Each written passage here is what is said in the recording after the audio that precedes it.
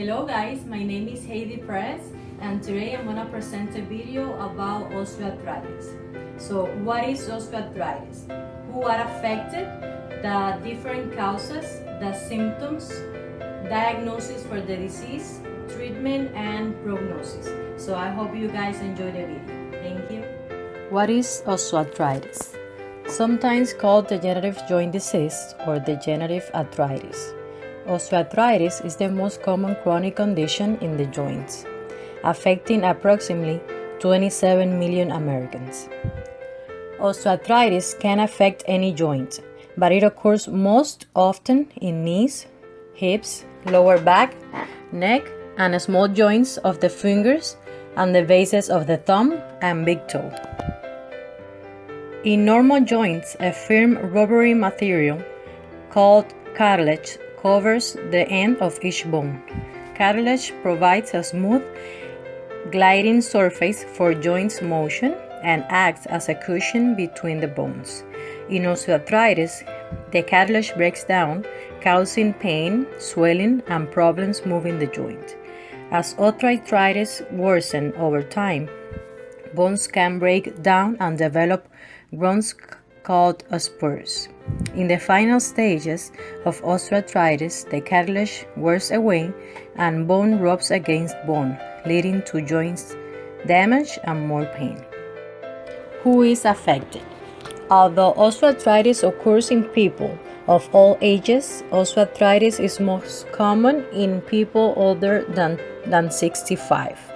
Common risk factors include increasing age, obesity, previous joint injury, overuse of the joint, weak thigh muscles, and genes. Osteoarthritis causes. Here are some of the factors that contribute to the development of osteoarthritis. Genes. Various genetic traits can make a person more likely to develop osteoarthritis. One possibility is a rare defect in a body's production of collagen, the protein that makes up cartilage. This abnormality can cause osteoarthritis to occur as early as age 20. Weight. Being overweight puts additional pressure on hips and knees. Many years of carrying extra pounds can cause the cartilage that cushions joints to break down faster. Excess fat tissue produces inflammatory chemicals that can damage the joints. Injury and overuse. Repetitive movement or injury to joints, such as fractures, surgery, or ligament tears, can lead to osteoarthritis. Certain careers that require standing for a long period of time, repetitive bending, heavy lifting, and other movements can also make cartilage wear away more quickly. Several other factors can contribute to osteoarthritis.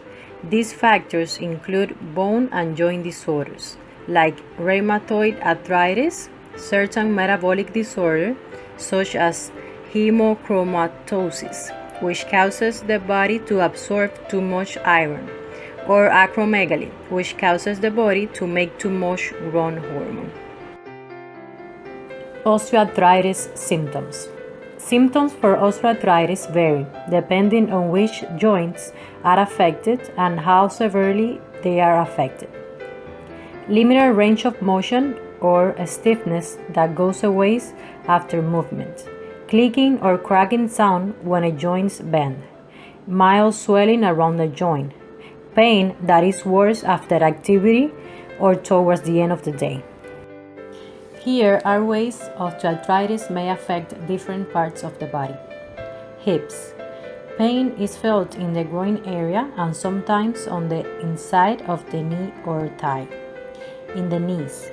A grating or scraping sensation occurs when moving the knee. Fingers. Bony growth spurs at the edge of the joints can cause fingers to become swollen, tender, and red. There may be pain at the base of the thumb. Feet. Pain and tenderness is felt in the large joints at the base of the big toe. There may be swelling in ankles or toes. Osteoarthritis diagnosis. To diagnose osteoarthritis, the doctor will collect information and personal and family medical history, perform a physical examination and order diagnosis tests. Physical examination. During the exam, the doctor will examine the joints and test the range of motion, how well each joint moves. He will be looking for areas that are tender, painful, or swelling, as well as signs of joint damage. Joint aspiration. The doctor will numb the affected area and insert a needle into the joint to withdraw fluid. The fluid will be examined for evidence of crystals or joint deterioration. MRI.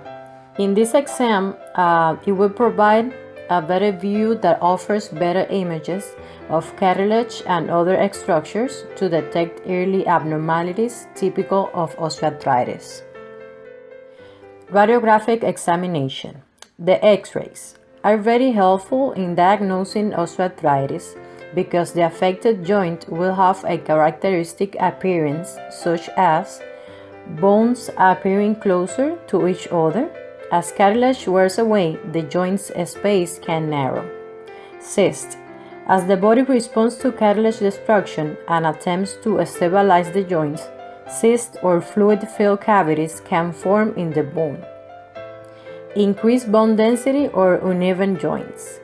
When bones are no longer cushioned by cartilage, they can rub against one another, creating friction. The body responds by laying down more bone in response, creating bone density. Increased bone creates uneven joint surface and osteophytes, which are the bone spores, around the joint's margins. Osteoarthritis treatment. Osteoarthritis is a chronic long-term disease. There is no cure, but treatments are available to manage symptoms. Physical activity is one of the most beneficial ways to manage osteoarthritis. Is to get moving. Straining exercise builds muscles around osteoarthritis-affected joints, easing the burden of those joints and reducing pain. Range of motion exercise helps maintain and improve joint flexibility and reduce stiffness.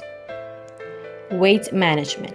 Excess weight adds additional stress to weight-bearing joints, such as the knees, hips, feet, and back. Losing weight can help people with osteoarthritis reduce pain and limit further joint damage. Pain and anti-inflammatory medications. Medicines for osteoarthritis are available in pills, syrups, creams, or lotions, and they are injected into a joint. They include analgesics. These are pain relievers and include acetaminophen and tramadol. Non-steroidal anti-inflammatory drugs. These are the most commonly used drugs to ease inflammation and release pain. These include aspirin and naproxen. Corticosteroids. Corticosteroids are powerful anti-inflammatory medicines that are taken by mouth or injected directly into the joint at a doctor's office. Hyaluronic acid. Hyaluronic acid occurs naturally in a joint fluid, acting as a shock absorber and lubricant. The injections are done in a doctor's office. Another treatment is occupational therapy. This provides a range of treatment options for pain management, including ways to properly use joints, heat and cold therapies, range of motion, and flexibility exercises. When the case is extremely severe, surgery can be needed. Joint surgery can repair or replace severely damaged joints, especially hips or knees.